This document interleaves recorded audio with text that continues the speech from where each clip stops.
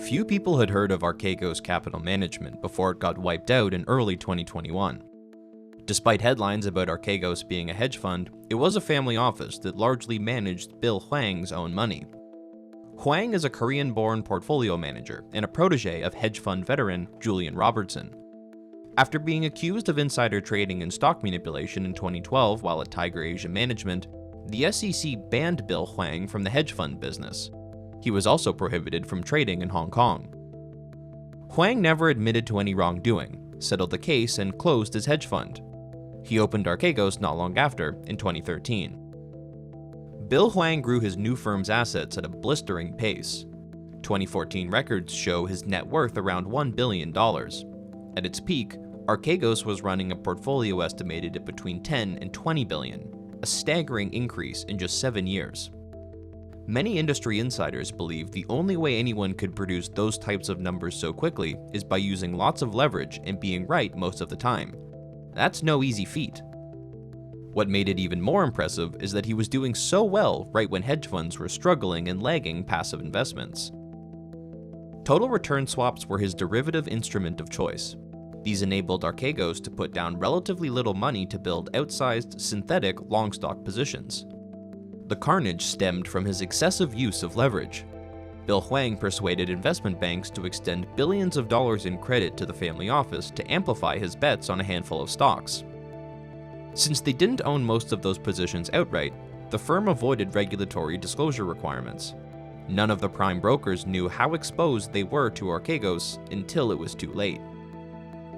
On March 26, 2021, banks began liquidating billions of dollars worth of stock positions after Archegos missed multiple margin calls.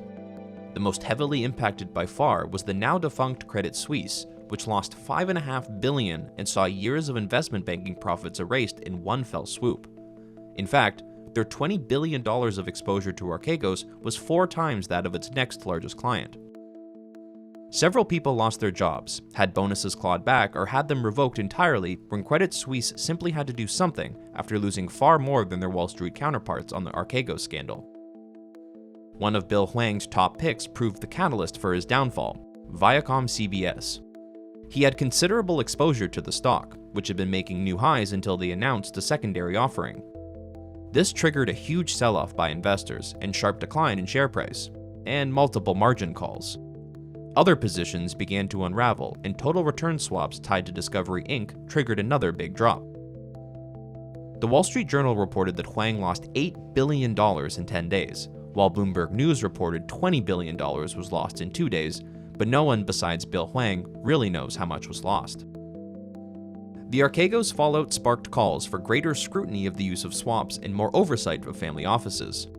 Family offices have grown tremendously in number and size in recent years, but since they don't market to outside investors, they are far less regulated. Bill Hwang was one of the richest people in the world, and virtually nobody knew who he was, until those huge gains were simply gone. But yeah, I'm the expert. So Okay, can right. I talk? Archegos and Bill Hwang will occupy a place in market history as one of the fastest and largest losses the financial markets have ever seen. Federal prosecutors and securities regulators unearthed a stock manipulation scheme that is staggering in size and brazen in its execution. Prosecutors allege Hwang misled banks to borrow money and place enormous bets on a few of his favorite stocks through sophisticated strategies, which went unnoticed due to lesser regulation of family offices. Bill Hwang was arrested on charges of racketeering conspiracy, securities fraud, and wire fraud after 2 former Archegos employees pled guilty and cooperated with the investigation, which may not bode well for Mr. Hwang. His bid to have fraud charges against him dismissed was denied, and his trial has been pushed out to February 20, 2024. Hwang continues to maintain his innocence and has entered a plea of not guilty.